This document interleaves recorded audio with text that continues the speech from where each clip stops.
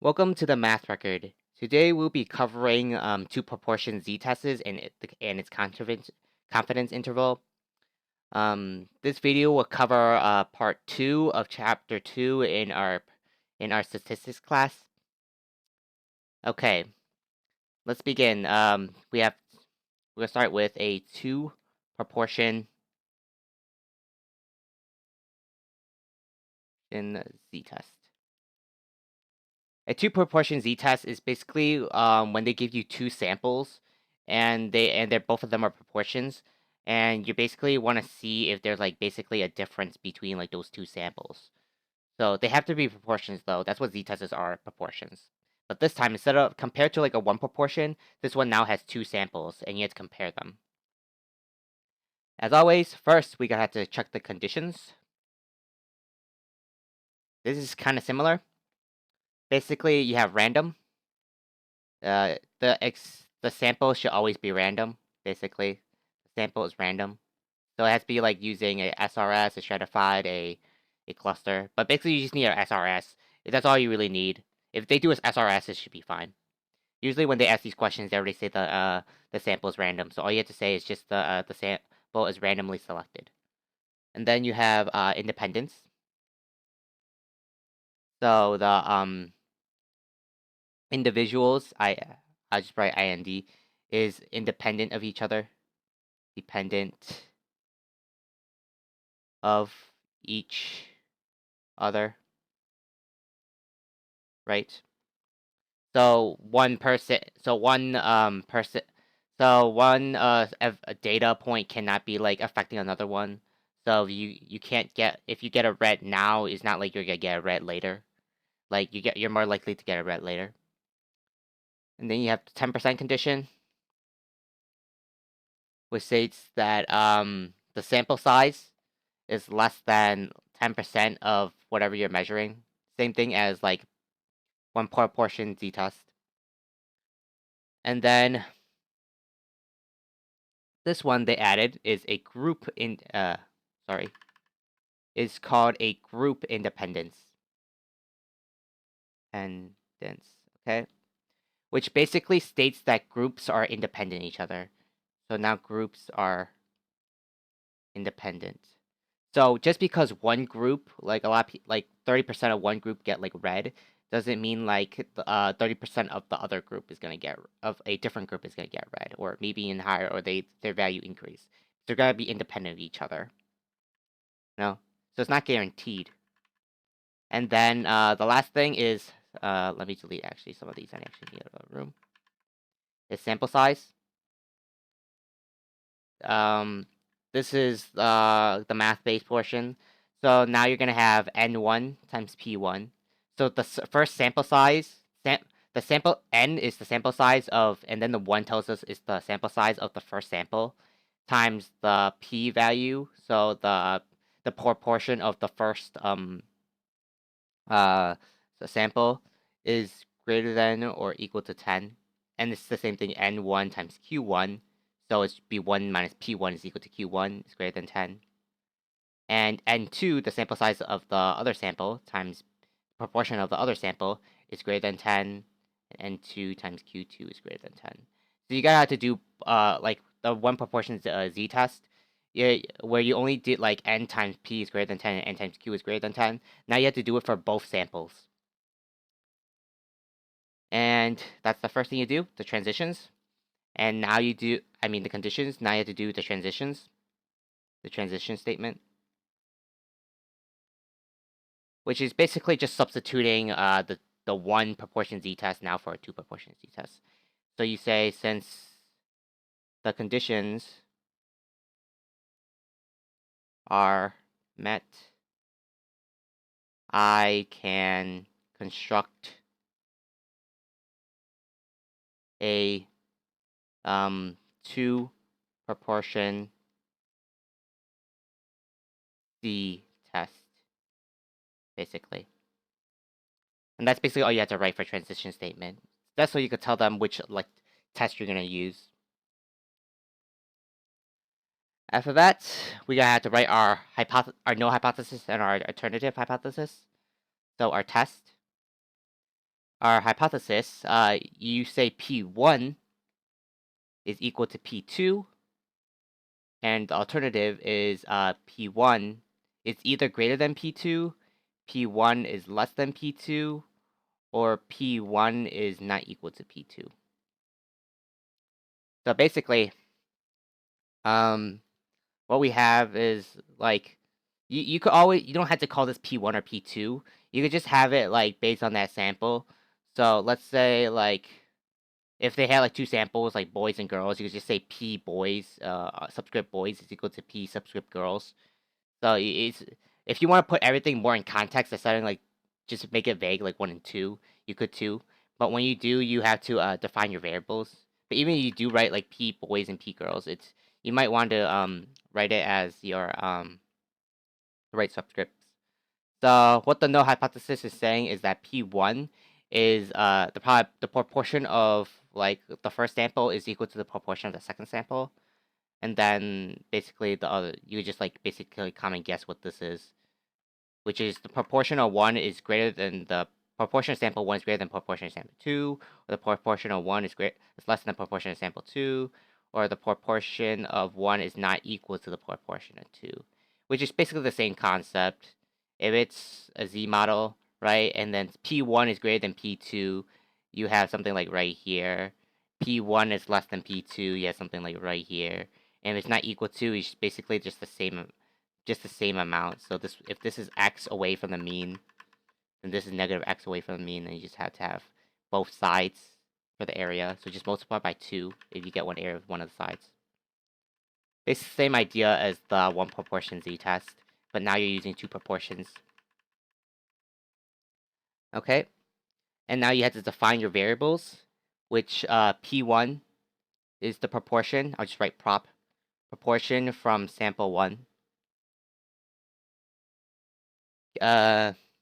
P2 is the proportion from sample 2.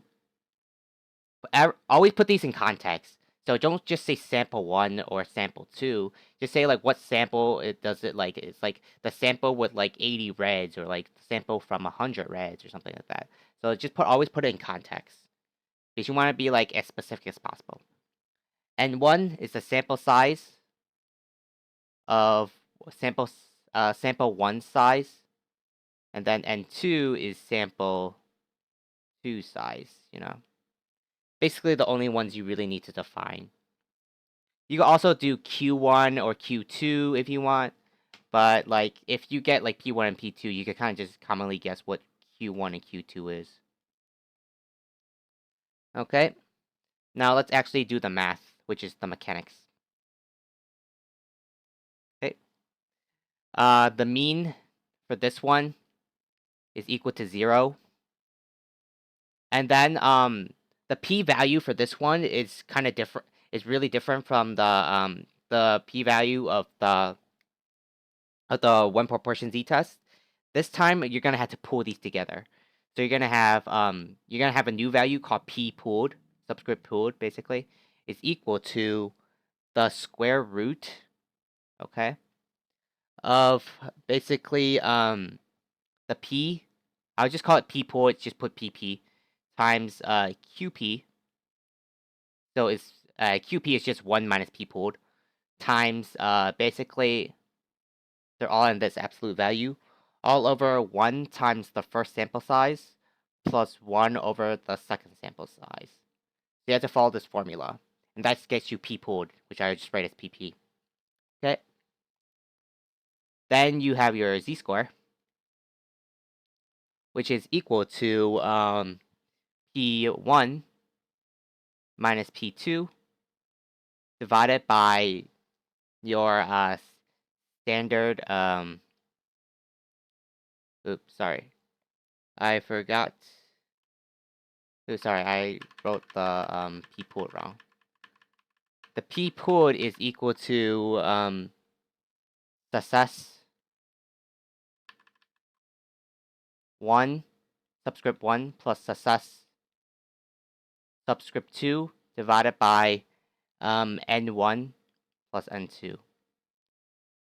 So success 1 and success 2 would be like how, like, if from your sample, if you're looking for the amount of reds, like red marbles in like a bag, right? And then you get like 30 reds from 30 reds from like a bag of 60, and the second bag gives you like 40 reds in a bag of like 70, then basically it would just be the success 1 is 30, success 2 is 40. So 30 plus 40 is 70, and N1 is 60 because it's from bag 1, and N2 is from bag 2 is 70. So 60 plus 70 is 130. So your P pool is 70 over 130. And that's basically what it is. We'll be showing this in an example at the end of the video anyways. And then our standard error this time, now we have a standard error, which is your P pool, we just write as PP, times QP, times 1 over N1 plus 1 over N2. Okay, now this is your standard error. And now you have your Z-score. Sorry about that. Your Z-score is going to be equal to P1 minus P2 divided by, because you already got what the proportion is for your first sample, proportion for the second sample, subtract those, and then you find the standard error. And then you always write your alpha level. So your alpha level is usually 0.05. Right.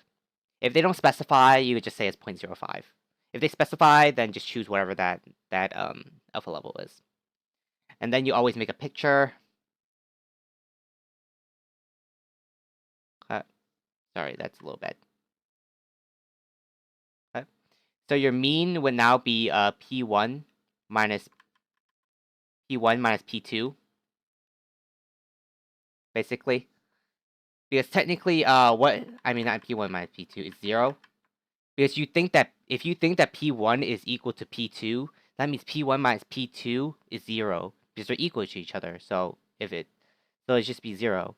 And then you have P1 minus P2. So let's say it's somewhere right here. So it's P1 minus P2 at that line. And then you have that standard error right here on the top. And you just write the area basically. Depending if it's like greater than, less than, or like not equal to, which is both. So you do that for the pictures and the mechanics, and you just plug in everything in, and you just basically solve. And then you plug in the p-value using your calculator, and you get the probability, which is just basically under the graph, the area under that graph that I showed. For like the two proportion z-test, it basically has the same conclusion. So conclusion, the last thing you have to write. So you have to like write in verbatim the the literal the mathematical way that you did it, the work. Now you have to do it literally. So you have to say, so you say it's basically the same thing. So based on a previous video where I wrote talking about one proportion z-test, I said based on the p-value of whatever your p-value is, question mark, which is like either greater than or less than, then it's either greater than or less than the alpha level of 0.05. You either reject it or you don't reject it. So if the p-value, okay, so if the p-value is less than 0.05, you write I reject the null hypothesis. And then you have to write this in context. So yes, like I reject the null hypothesis that you believe that red from sample 1 is equal to red of sample 2. You might want to be more specific. I'm just giving a general idea. And then you say, and then you say, right, since you rejected the null hypothesis, that means you're saying that the alternative is right. So you have to talk something about the alternative. So you say there is evidence the alternative for hypothesis HA is true, basically. So basically, if this case for the marbles would be like if there is, so there is evidence that that the proportions of red marbles in bag 1 is like not the same or like less than or equal to than the proportion of red marbles in bag 2. Okay. And then if p-value is greater than 0.05, same case would be if I fail to reject the null hypothesis. And then you say there lack evidence to suggest the alternative hypothesis HA is true. So there isn't enough evidence because we're not sure, but we can't say 100% that it is not. But you always write this in context. Always write this in context, basically.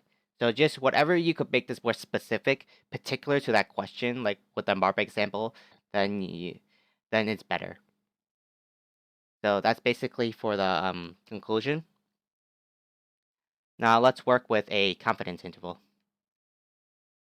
Confidence interval. Okay. The mean now, instead of being 0, is P1 minus P2. And you have SE is equal to the square root of, sorry,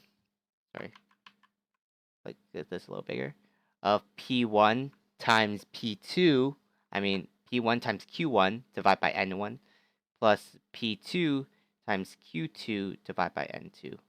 And all this is under the square root, basically. That's why it's a little strange for the confidence interval and the test, because like for the test you pool it. For the confidence interval you do not pool it. So they have different like standard errors. And then you have mean is plus or minus whatever the z-score you want to get. So like or whatever confidence you want to get, like a 95, 99, 68, 80, I don't care. Basically what the z-score is. Usually you want to use 95 times that standard error. And you basically get like some number, some interval for A and B. You get a number for A and B, and then basically say I'm not, and you basically say I'm something percent confident that the true proportion of the difference is the difference now because you're subtracting P1 and P2. So you say that I'm something percent confident, like I'm 95% confident, for example, that the true proportion of the difference between I don't know, in this case let's say our red marbles. You always have to put in context between the red marbles in bag 1 and the bag 2 is within the interval of this, which is well the true, which basically is the that, or you could which you could always just put it in context because you got like get this right. I'm sorry that I'm stuttering a little bit. My throat is a little dry, but basically you just need to have basically you got to put it in context. And this time instead of saying the true proportion between whatever the context is that you want to put in, you have to write the true proportion of the difference, because this is the difference now because you're subtracting, because you have two proportions this time, basically. You can also do this on your calculator. I'll show you later, anyways. So let's just start with an example. Let's say you open a bag of like 90 marbles, right? So you have 90 marbles and marbles for their first bag, and you say that you find 30 is red, right? And then you open another bag of 80 marbles, and you find out that 35 this time is 35 is red, right? So the question is there a significant difference between the amount of reds in each marble? So is there is it statistically significant, basically?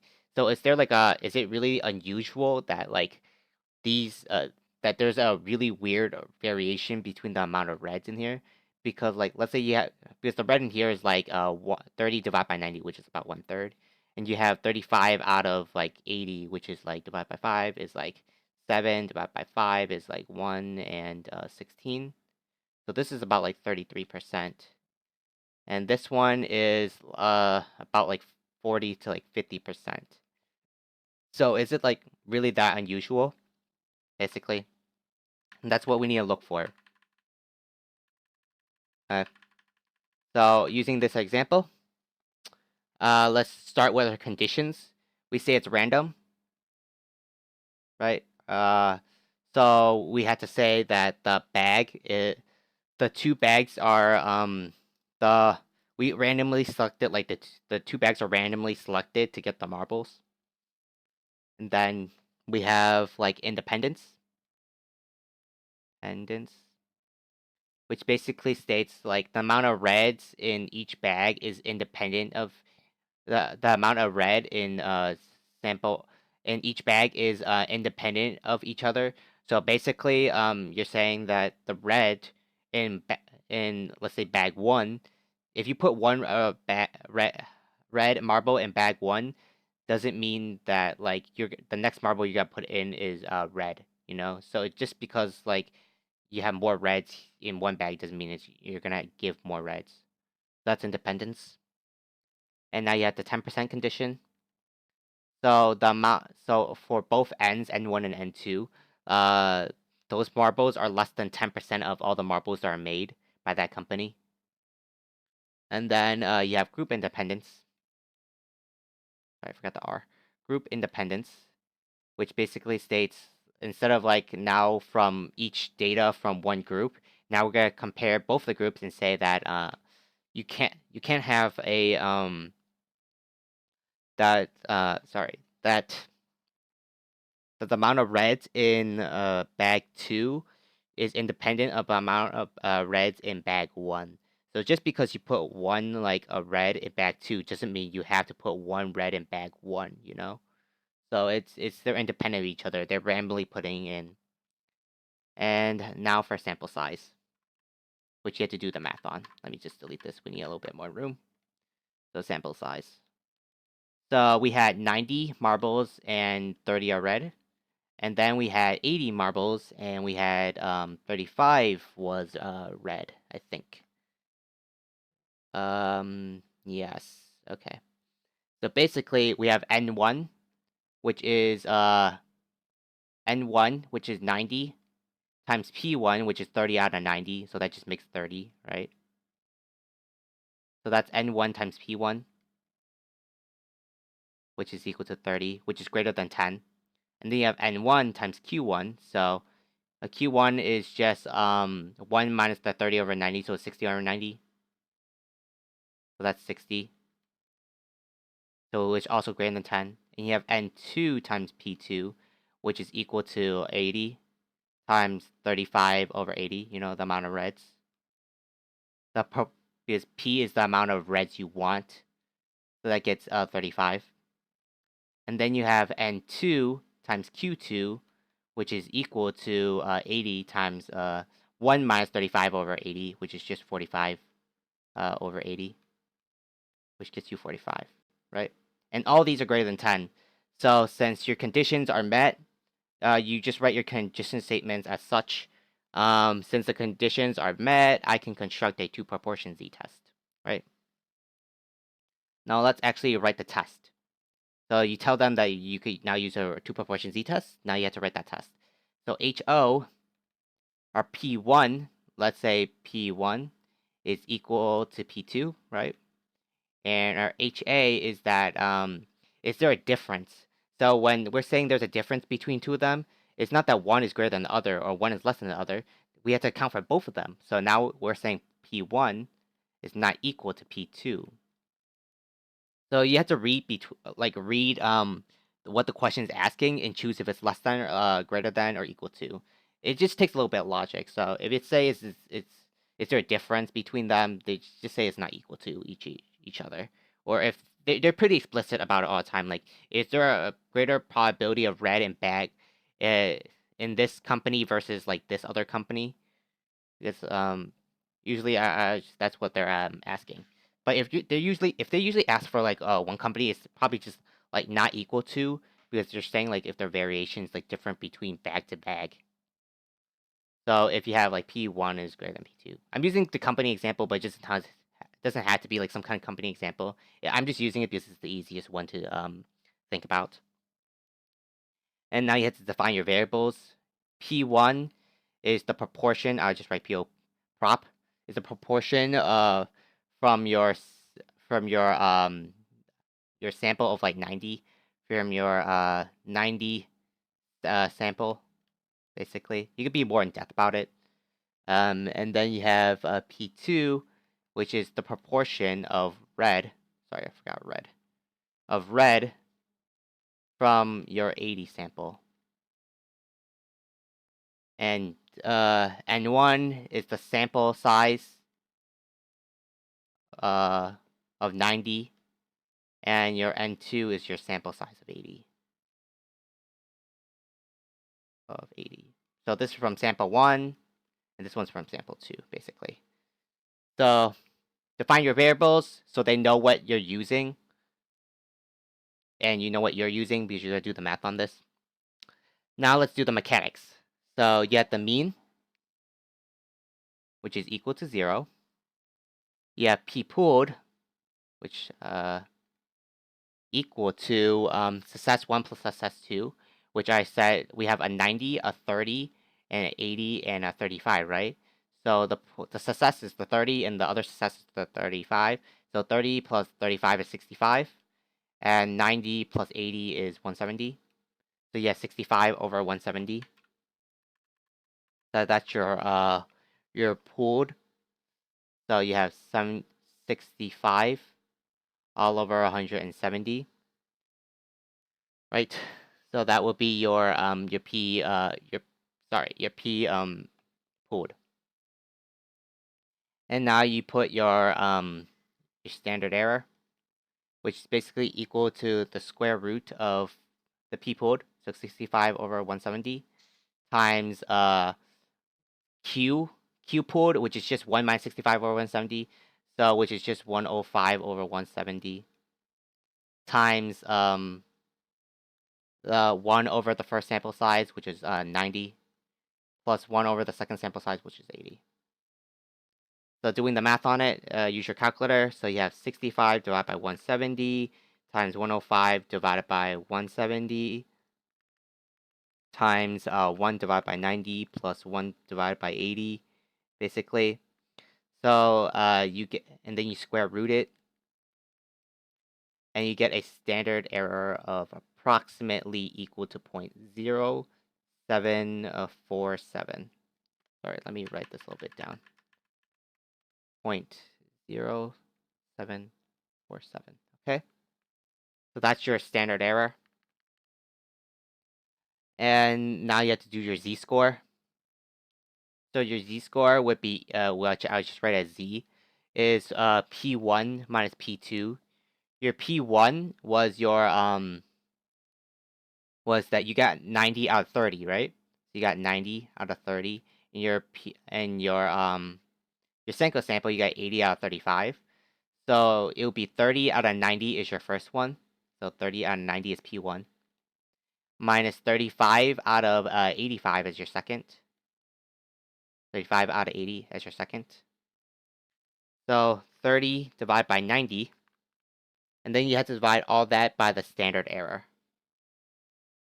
So this gets you approximately 30 divided by 90 minus 35 divided by 80. Right? And then you divide that by 0.0747, which is negative 1.394. Negative, yeah. Since it's negative, if it's negative, you're gonna do something less than it, because you just have to think about this logically. Because you have something like this, right? You have something negative, it's gonna be right here, right? You don't want to put all this area, because you want the smaller version. You want this, the one that's unusual. And then since it's not equal, since our hypothesis is our alternative hypothesis is it's not equal to, that means you have to do both sides. So this is negative 1.394, right? That means this is 1.394. And you have to get this area. So whatever you do for the less than, when you calculate the probability, you just multiply by 2 to get the probability of this one, basically. So that's your picture. So I'll just write it more on the side. So basically something like right here. You have a mean of 0. Your P1 minus P2 is, let's 30 divided by 90 minus 35 divided by 80 is negative 1.04. So right here, which is negative 0.104. Okay, so that's your area right there. So you have to color that in right here. Then you basically color this in right here, and then you have a standard error of 0.0747, right? So that's basically what you're gonna be looking for now.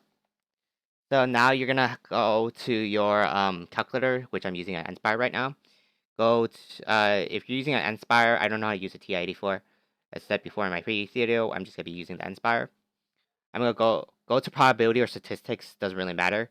Then go to your distribution, and you're gonna go to your normal CDF, and then you're gonna have a negative E999. Because since you want it to be negative, is right here, because you want to get really negative, you gotta think about it, looking at the picture.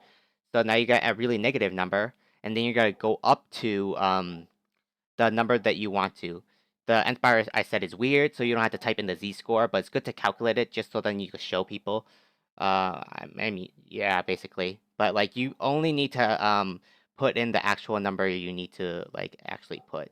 So it'll be the 30 divided by 90 minus the 35 divided by 8 minus the 35 over 80, which is the negative 0.104. But if you want to be precise, you could just probably put in 30 over 90 minus 35 over 80. And then you put in your mean of 0. And then you put in your standard deviation is 0.0747. Or if you want to be precise, you could just put in square root of 65 over 170 times 105 over 170 times parentheses 1 over 90 plus 1 over 80. Like, they will do the calculations for you. And you get a and your p-value for when it's p-value for when the z-score is less than negative 1.39. It's not the 0.04. That's your that's the difference between P1 and P2. Your your your z-score is right here, which is negative 1.394, which is equal to, based on your calculator, is approximately equal to 0.0816, right? But since that's the area of just one side, you just gotta multiply by 2 to get the area of the other one. So multiplying by 2, you get a value of 0.163 ish. So that's gonna be your new. This is gonna become your p value, right? So this basically tells us that it's higher than we had to write our alpha level, which is 0.05. Sorry if it's a little messy, but basically, since your 0.163 is greater than 0.05, that means it's within our data. So it's not really that unusual, basically. If it's less than it, then it's unusual. If it's greater than it, then it's not unusual. So, sorry, let me 0.163. Okay. So you basically say based on my p value of 0.163, I think, which is less than the alpha level of 0.05, I fail to reject the null hypothesis. So you're saying that you failed to reject the null hypothesis, which is basically saying that that the amount of proportion of red marbles between the first bag and the second bag is not really that unusual. So that's what it says, because it's P1 is equal to P2 as our null hypothesis. Remember that? And then you basically have to write something else, which states, you can also write this, you usually just need to write, I failed to reject the null hypothesis. That's basically all you have to write. Enough for the, if you want to write more in context, is fine, but you really don't have to all the time. But if you're good, it's good to write it also. It's good to be more precise. And then you write the second sentence. You always have to write two sentences for conclusion. There is evidence. Okay, I'm going to run out of space. There's evidence to suggest. There lack evidence. Sorry about that. There lack evidence to suggest the I'm just gonna say the rest out. There lack evidence to suggest the proportion of red marbles in each bag is different from each other, basically. So you're saying why the alternative hypothesis is wrong, or is not wrong, but you don't think there's enough evidence because you're not 100% sure. You always have to put this in context. So the context is the red marbles. You're doing a confidence test on the red marbles. Okay. And then let's follow this up with a confidence interval. Okay. So confidence interval. They usually work with a 95% confidence, so let's just work with the 95%. So our mean, right, was P1 minus P2. So it will be 30 divided by 90 minus the 35 over 80. And then we have the standard error, which now is just square root of P1, right? P1, so it's 30 or 90. Sorry, let's a little bit bigger. Times P1 times Q1, which is 60 over 90, which is this Q is always 1 minus P. So 1 minus 30 over 90, 60 over 90. Over the sample size, which is just 90. Plus P2, which is 35 over 80. Times Q2, which is multiplied by 1 minus 35 over 80 is 45 over 80. And then divided by the sample size, which is 80. So using your calculator, you have 30 divided by 30 times 90. 30 times 60 divided by 90 divided by 90 divided by another 90.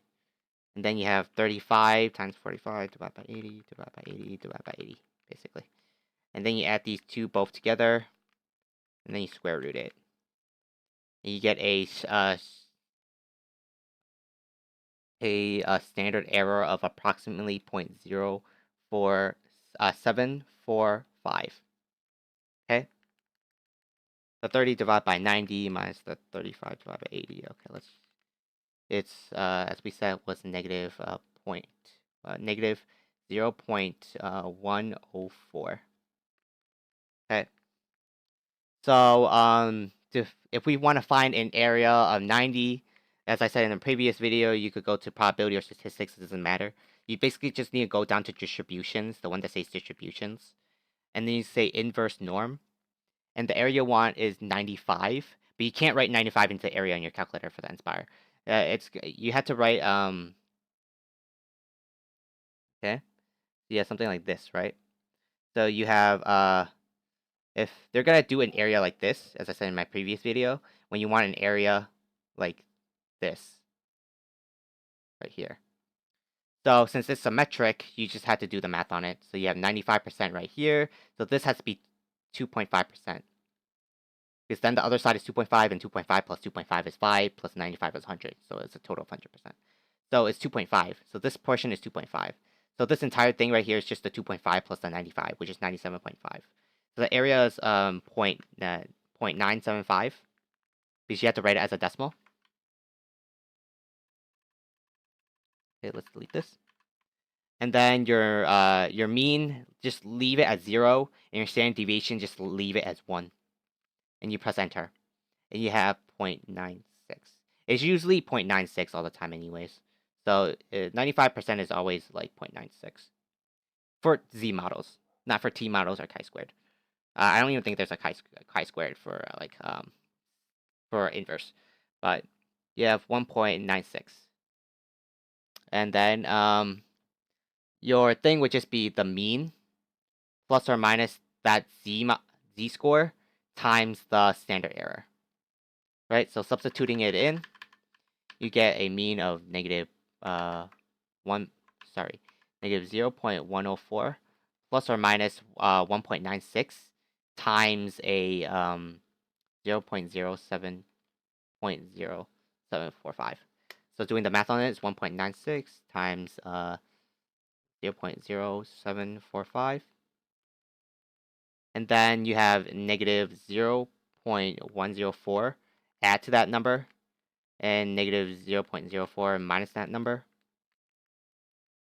and then you get the two numbers are negative 0.25 and 1 to comma 0.04. And that's why you can also prove it with the confidence interval, because you set the P1 minus P2 is equal, right? So if they're equal for the null hypothesis, that means when you subtract them together, that may be 0. And 0 is between here. So since there's a chance that it's going to be between the confidence interval, because 0 is in between negative 0.251 and 0.04, that means that it's not really that unusual because it's within that confidence interval. So basically, what you say for this confidence interval is that I'm 95% confident that the true proportion of the true proportion, the true difference, the true proportion of the difference between the red marbles is in the bags of marbles for this company is within the interval negative 0.251 and 0.04, basically. So so basically that's how you do it for confidence interval. And as I said, we could also do this in the calculator and bypass a bunch of the work. So if you have Nspire, CAS, or CX, just go down to your statistics. So go to your calculator, go to statistics, which is the number 6. Well, you press menu and then go to statistics, and then go down to your stats test, which is number 7, and then go to 2-port Z test. So success 1, which was the 30, because we had 30 red marbles out of 90. So your 90 is your N1. Success 2 was the 35 marbles out of the 80. So 35 is success 2, and 80 is our N2. And our alternative hypothesis where was P1 is not equal to P2. Right? So you already know which one's P1 and P2 because it's success 1 and sample size 1. Success 2 sample size 2. So you just have to put them in the right order. And you press enter. And then you get everything. You get the z-score is negative 1.39, the p-value is 1.63, p1, which is your probability for red in sample 1, is 0.3333. Yeah, p2 is 0.4375. The p we have the p pooled is 0.38, and we have a N1, the sample size 1 is 90, sample size 2 is 80. And then you could just, since you see the p-value is 0.163, which is greater than 0.05, you see it's not that unusual. And that's how you do it with the calculator. And then you want to do the confidence interval, go back to the menu, go back to stats, go down to the confidence interval, right? And then go down to 2-port Z interval. And then the success, just type it in again, which was 30 for success 1, 90 for sample size 1, 35 for success 2, and 80 for sample size 2, and then you have a 95% confidence interval. So they say the C lower is negative 0.25, which is true because we just did the math on it, and then the upper is 0.04, which is true because we did the math on it. So the P difference is what we have as the mean, which is negative 0.104. The P1 and the P2, and the sample size and the sample size 2, right? So proportion 1 and proportion 2, and sample size 1, sample size 2. And you see that you can also use the confidence interval. 0 is between that negative and that negative 0.25 and that positive 0.04. So you could say it's within the interval, so it's not really that unusual. And that's like when you want to like save time and how you want to plug into the variables. If you don't want to do any of the math, because you don't have to do the math, you could just like do all the math using those stat sets on the nspire and basic and the confidence interval. You basically just put in the numbers, and you just tell them why you reject the hypothesis, the no hypothesis, or you fail to reject the no hypothesis, and then you talk about like the alternative hypothesis. Well, that basically covers everything for the two proportion z-test and its confidence interval. Thanks for watching, and I'll see you at the next math record.